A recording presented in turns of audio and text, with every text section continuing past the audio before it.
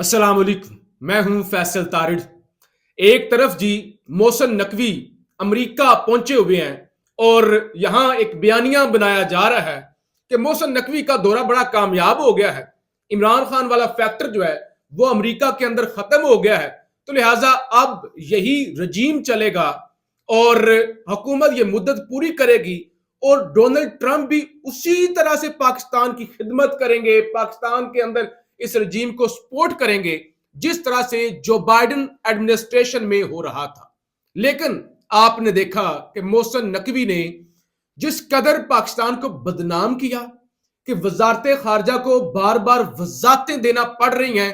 कभी वो चाइनीज के खिलाफ जो तकरीब हो रही होती है उसमें चले जाते हैं, कभी वो उन लोगों से मुलाकात करते हैं जो मुलाकात के बाद इमरान खान की रिहाई का मुतालबा कर देते हैं। लेकिन आज जो अमेरिका के अंदर प्रेस कॉन्फ्रेंस हो गई है रिचर्ड ग्रेनल और अमेरिकी सदर डोनाल्ड ट्रंप की, उसके बाद अब हालात अच्छे नहीं है।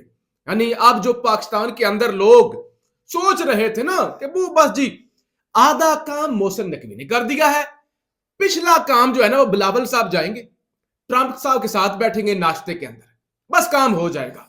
इमरान खान जेल में रहेंगे हमारी शरायत पे, हम चाहे तो वो 190 मिलियन के बाद तोशाखाना 2 के अंदर भी सजा सुना दे, हमें अब कोई रोकने वाला नहीं है। लिहाजा आज जो अमेरिका से खबर आई है वो इस निजाम की, यानी वो जिसे कहते हैं ना कि टांगे कंपवाने के लिए वो काफी है। यानी एक तरफ ये हो रहा है, दूसरी तरफ जस्टिस मंसूर अली शाह यानी वो रुकने का नाम नहीं ले रहे।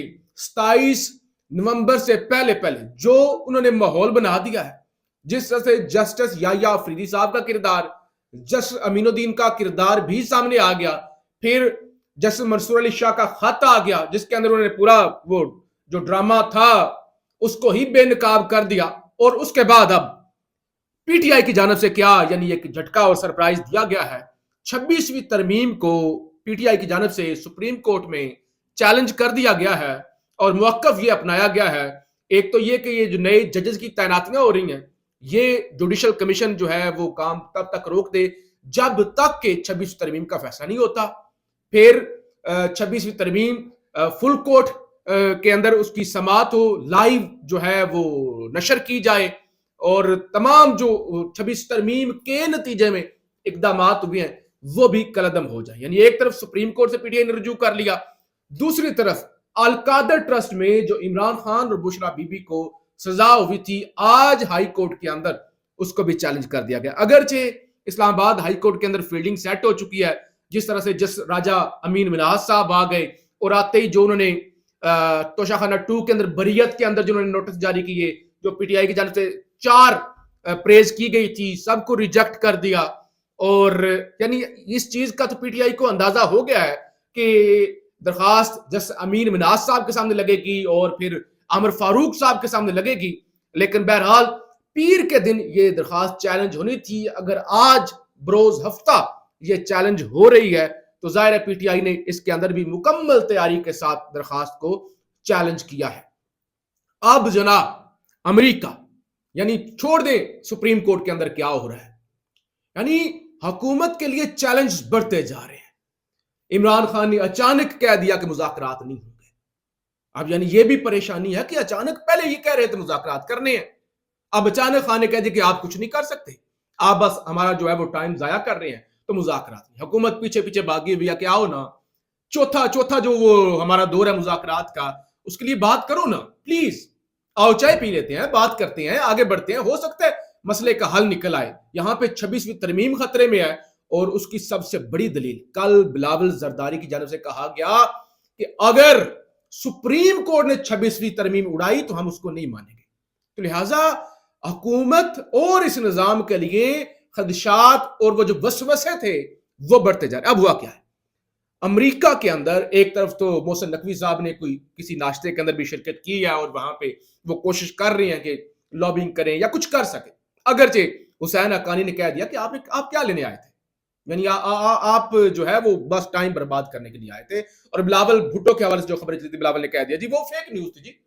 हालांकि वो फेक न्यूज सबसे पहले वकार सत्ती और जियो न्यूज की जानब से दी गई थी।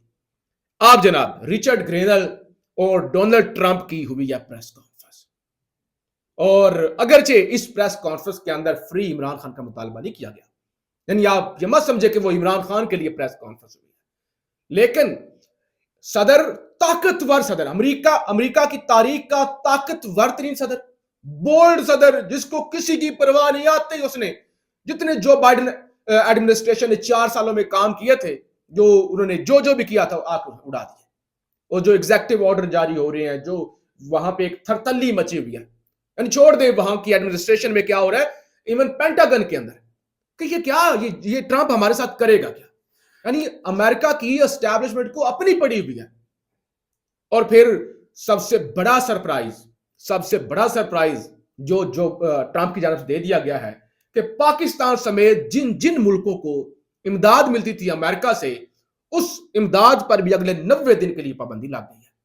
تو لہذا یہ پہلا اشارہ، اور اب یہ پھر پریس کانفرنس، تو لہذا جو لوگ شور ڈال رہے تھے، جو لوگ کہہ رہے تھے جی وہ یہ رچرڈ گرینل کون ہے جی، وہ ہم جنس پرست، کوئی کہہ رہا تھا وہ ہم جنس پرست ہے جی، کوئی کہہ رہا تھا نہیں جی وہ وینزویلا کے لیے، فلانے کے لیے، دھمکانے کے لیے ہے، وہ رچرڈ گرینل کو اتنا سیریس لینے کی ضرورت نہیں ہے۔ رچرڈ گرینل کون ہے جی؟ وہ پی ٹی آئی نے، وہ اوورسیز پاکستانیوں نے پیسے لگا دیے، تو وہ رچرڈ گرینل نے 2-4 ٹویٹس کر دیے، بس اتنا سا کام ہے۔ رچرڈ گرینل چھوڑ دے، اس کو سیریس مت لے۔ یہاں پہ بھی کہا گیا کہ اس کو سیریس مت لے، حالانکہ ڈونلڈ بلوم پاکستان کے اندر سابق امریکی سفیر، ڈونلڈ بلوم نے جاتے جاتے بتایا کہ رچرڈ گرینل کو سیریس لیں، یعنی اس کو مذاق مت سمجھیں، آپ یہ مت سمجھیں کہ وہ کیا کر لے گا۔ تو لہٰذا آج ڈونلڈ ٹرمپ نے اپنے ساتھ کوئی تیسرا شخص نہیں بٹھایا، اور اندازہ کریں کہ ابھی ابتدائی پہلا ہفتہ ہے ڈونلڈ ٹرمپ کا، پہلے ہفتے میں ہی رچرڈ گرینل کو ساتھ بٹھا کے پوری دنیا کو چھوڑ دے، ہمیں اس سے کوئی لینا دینا نہیں ہے، پاکستان کو یہ پیغام دے دیا ہے کہ رچرڈ گرینل میرا خاص بندہ ہے، تو لہٰذا اس کو اس قدر آپ ہلکے میں لینے کی کوشش مت کریں۔ اب رچرڈ گرینل اگر ساتھ بیٹھ رہا ہے اور آپ کے بقول وہ جو امریکی پاکستانی ہے ان کے ہاتھوں کا کھلونا بنا ہوا ہے رچرڈ گرینل، تو پھر اس کا مطلب یہ ہے کہ جو عمران خان کی لوبی ہے، یا عمران خان کو پسند کرنے والے کی لوبی ہے امریکہ کے اندر، وہ کتنی تگڑی ہے، اور پھر نظام تو ان کے ہاتھ میں۔ تو لہٰذا آج کی اس پریس کانفرنس کے بعد صورتحال جو ہے وہ کچھ اچھی نہیں رہنے والی، اور دوسری طرف سپریم کورٹ کے اندر جس طرح سے وہ نظام کے سارے مورے بے نقاب ہو رہے ہیں، اور پھر تیسری طرف القادر ٹرسٹ کی سزا جو ہے وہ بھی چیلنج کر دی گئی ہے، لہٰذا یہ ساری چیزیں بڑی اہم ہیں۔ لگتا یہی ہے کہ ہواؤں کا رخ تبدیل ہو رہا ہے، اور صورتحال بڑی جلد جو ہے وہ تبدیل ہونے جا رہی ہے۔ پاکستان زندہ باد۔